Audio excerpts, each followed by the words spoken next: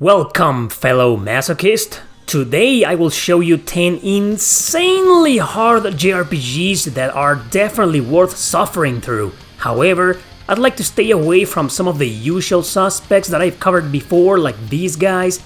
Take them as my honorable mentions. And with that said, let's begin! Number 10. Undernauts, Labyrinth of Ji. This is the second time I open a top 10 with this gem. Well, it's a horror RPG on PS4, PS5, Switch and Steam.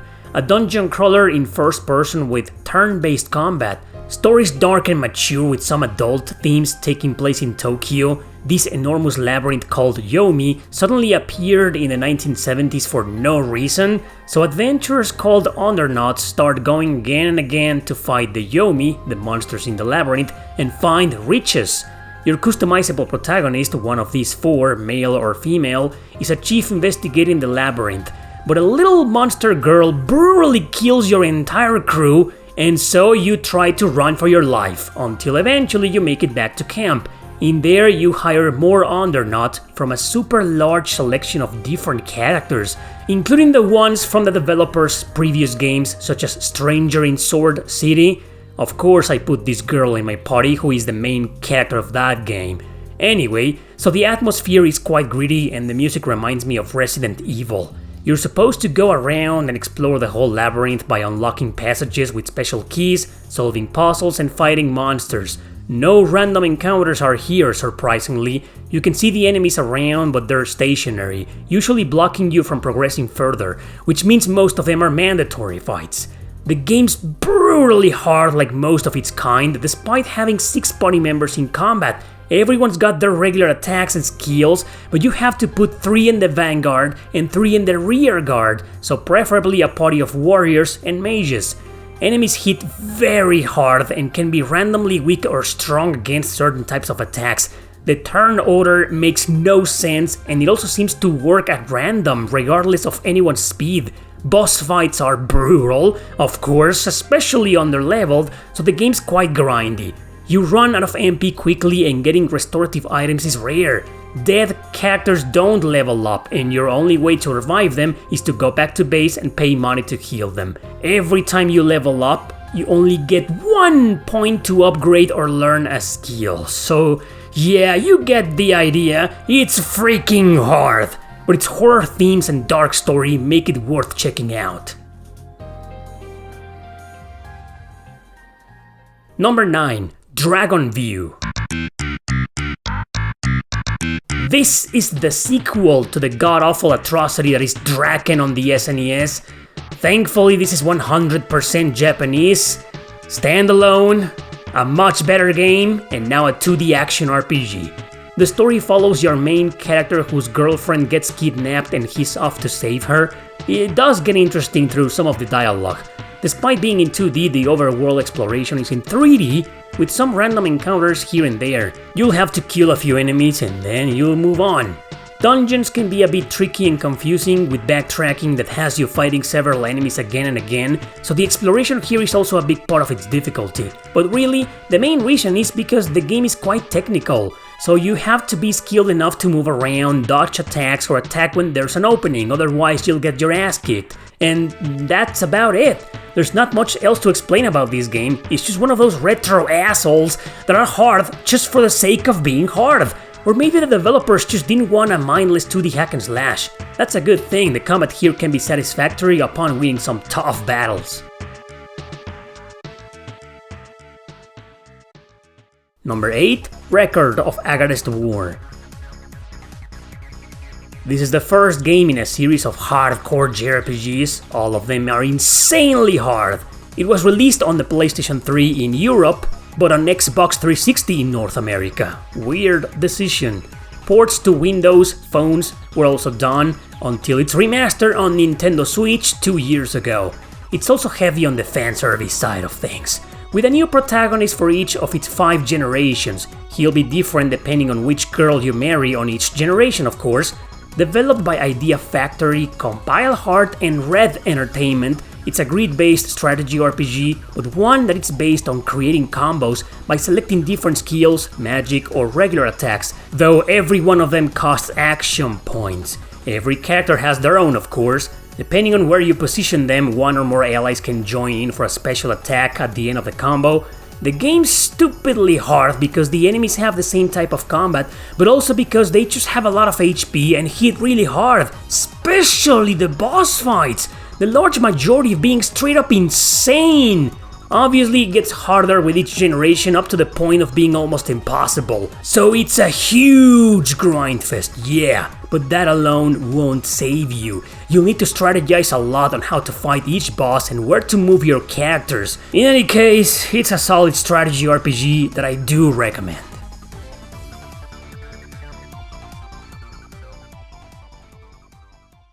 Number 7. Zanma Chou-Ougi Valholon. Let's just call it Valholon. A grid-based strategy RPG exclusive to the Saturn that never left Japan. A fan translation was done some years ago, and it's one of those where it's super hard since the very beginning! Two kingdoms hate each other and are at war, the warriors and the mages. Prince Ray here can't use magic, but he still fights for his kingdom. However, upon meeting Fiona, who's from the opposite kingdom, he's forced to team up with her and get an understanding of the real reasons behind the war. The gameplay is quite traditional of tactical RPGs, as in you'll read through a few scenes, then complete a map, and finally go back to the overworld map. What makes this game so stupidly hard is, of course, the RNG. Not quite the map design, not quite the enemy AI, no, the fact that everyone's so damn inaccurate and miss often. Thankfully the enemy misses a lot too, and that gives you an unexpected advantage regularly, but it's random. Yeah, as you've been seeing, attack animations are completely in 3D with polygons of that era, as opposed to its 2D graphics everywhere else. The animations can be turned off if you want to because, well, they're pretty damn cool. They're also kinda slow and get old quickly. Once you have more party members, the game's challenge will relent a bit, but those first couple of maps sure are infernal to beat, and you have to tread very carefully, especially since it's one of those where if the main character dies, it's game over. That's about it. It's a simple RPG, but really, really hard. Number 6. God Eater Resurrection. This is a full remake of the original PSP release from many years ago. It's on PS4, PS Vita and PC, digital only. You probably already know it's inspired by Monster Hunter, but with a deep focus on its story, characters and weapon upgrade system. In fact, one of the reasons why this game is insanely hard is because of the latter. As an action RPG, you go into short missions to fight a few small fries and one or more elite monsters. They have breakable parts, each with a lot of defense of course, but also have ridiculous amounts of HP, so obviously it takes forever to kill them. It gets even more intense if two or more of these elite monsters get together, and they absolutely will if you try to fight one close to the other. But the biggest reason this game is tough as nails is the leveling system. There is none! That's right, you don't level up here, which means you won't be able to grind for levels to get stronger. Your skills and weapons do level up though, but the latter often requires materials. The more you progress, the more rare and hard to find these materials will be. Eventually you'll be capped most likely in the second arc, as in the drop rate will be ridiculous or only some of the tougher and most annoying monsters drop it. And to get these materials you have to either break certain enemy parts or consume them when triggered or when they're dead with your God Eater, meaning your weapon. Oh yeah, I mentioned a second arc. It isn't exactly post-game content. Once you've beaten the first arc, you'll get your credits and all, but main story issues will still remain, so the second arc is where you'll finally realize how absurdly difficult this game can get. As if the first arc wasn't enough. Still a great game. The second one is just as preposterous by the way, but I felt this one to be the hardest.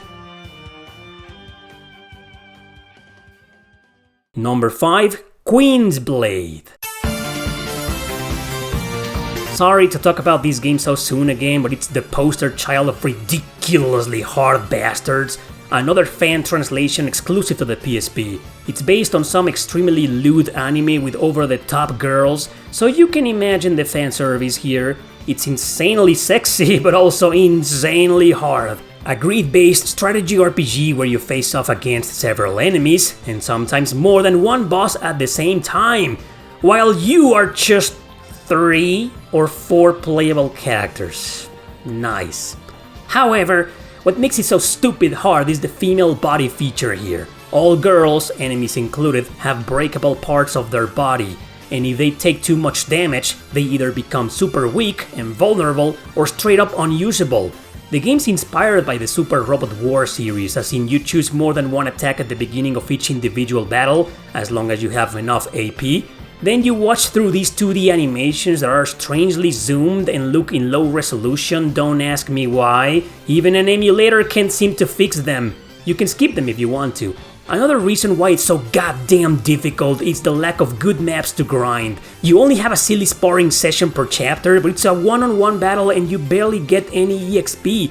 You do have an optional map, but the enemy level is all over the place. Most of them are several levels below you and there's only like 1 or 2 that match yours. Apart from it all, the main character, Jean here, is completely useless for combat and can mostly just heal himself or the girls, apart from being the only character that can recruit certain female monsters, but he has to deliver the final blow. Not everybody else, and not in a joint attack with a nearby ally. Man! Items are also scarce here and characters have to equip them within a limited space to use them. Yeah, what a hellish beast of a game, huh? Enjoy it. Number 4. Soul Sacrifice. Haven't covered this in a while. Still a PS Vita exclusive, both versions are the same, it's just Delta was the expanded definitive edition of it. We got a super dark story that I won't get into because otherwise I'll just nerd out the entire video. Let's just say it's really good, mature and sinister. But why is this game on this list is what you really want to know, don't you? I guess it's also similar to God Eater in the sense that you go through short missions where you kill a few enemies and then face off against a huge, super powerful boss. Unlike God Eater or Monster Hunter, where you just fight elite monsters. I think it's quite challenging because while definitely not like the Soulsborne series, it also requires a lot of skill. Skill to dodge on time, to guard on time, and of course to attack on time. The fact that if you die you get sent to the book again is a big deal, restarting the whole mission. It's frustrating, but it forces you to pay attention to how you fight. The entire core of this combat though is the ability to sacrifice items or worse, a part of your character's body to execute powerful skills. If you're low on health, you're given this choice to turn the tables on the boss, but in exchange of having a permanent status effect until your friend the book heals you in a spoiler event. Thankfully you also have one party member sometimes, but it doesn't exactly decrease the difficulty. There's also a feature where you can choose to save dying enemies in exchange for health, or reviving an ally by losing half of your health. But I don't think that affects that much how insanely hard this game is. Whatever the case, this is a really good action RPG. Definitely check it out.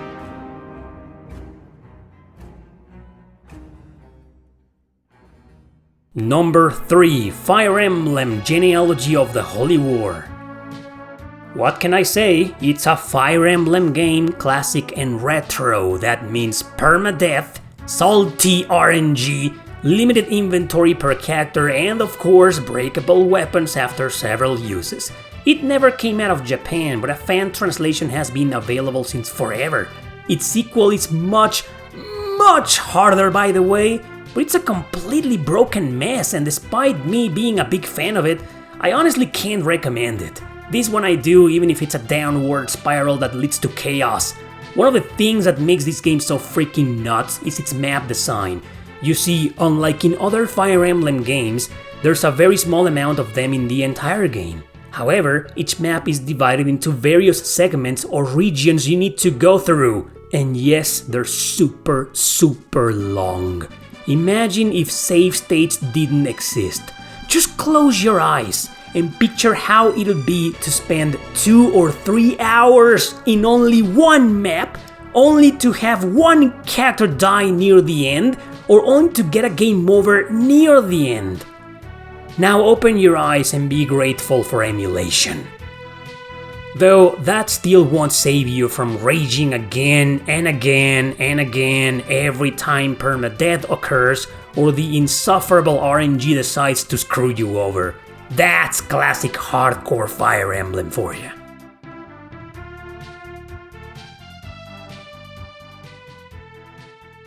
Number 2 is 3.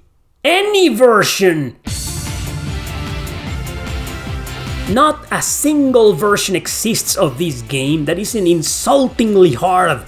Originals were 2D side-scrolling action RPGs where you needed to fight extremely carefully to avoid certain death, all to gain one single level. Suffice to say, Adol has a very limited inventory which slowly starts to feel heavier as the dungeons get longer. The boss fights are a bestial conundrum, always trying to figure out what's the best way to survive and win.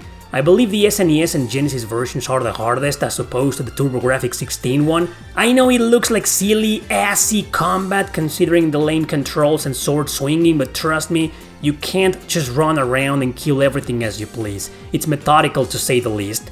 Well, how about the damn remake then? It was released first on PSP and Steam, but it was recently remastered for modern systems. Yeah, a remaster of a remake. Anyway, this version has easy and very easy modes, but if you're staying on normal or higher, boy, you're in for a brutal nightmare. It does help that it's now on 3D, top-down view, with much better controls, added combos, and fast-paced combat. Magic and all that jazz are included here, but it doesn't take away the extreme intelligence of the enemy AI, with bosses barely giving you any room to maneuver. Look at this! I can't believe the insanity this game showcases no matter the version. But it's an ease game, so of course the combat is peak, the music is god tier, the gameplay is addicting. It's honestly a travesty to sleep on this gem.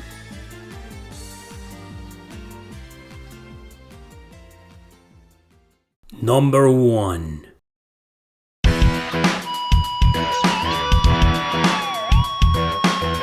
Yeah, I know this is a usual suspect, but I haven't talked about it in years. Outside of that JRPG podcast, of course. The original Nintendo DS version was unbalanced, with several spikes spread throughout the multiple routes and endings the game has. Quite early on, you're already having trouble mainly because of the victory conditions. It isn't enough to just say, oh, it's a Shin Megami Tensei game, they're all hard. No, the fact that this is a strategy RPG puts things into a whole different perspective, man. It's not just the enemies being hard, smart, and also abusing the press turn system against you. It's not the mentally exhausting boss fights, with some of them requiring very specific methods to die. It's exactly what I said before, the victory conditions. The stop this enemy from escaping in 5 turns condition, the protect this NPC or else condition, the save all the citizens in an X amount of time. Yeah, those escort missions or timed missions, they're here galore. Thankfully the 3DS Enhanced port fixed the difficulty and it's now a bit more balanced, but it's still an unreasonable challenge sometimes. It'll be easier to be Wile E. Coyote and catch the Roadrunner than beating some of these missions your first time. Don't worry, you can grind till your heart's content, with the music playing right now over and over and over again. Nevertheless, it's a masterpiece that I seriously believe everybody should play.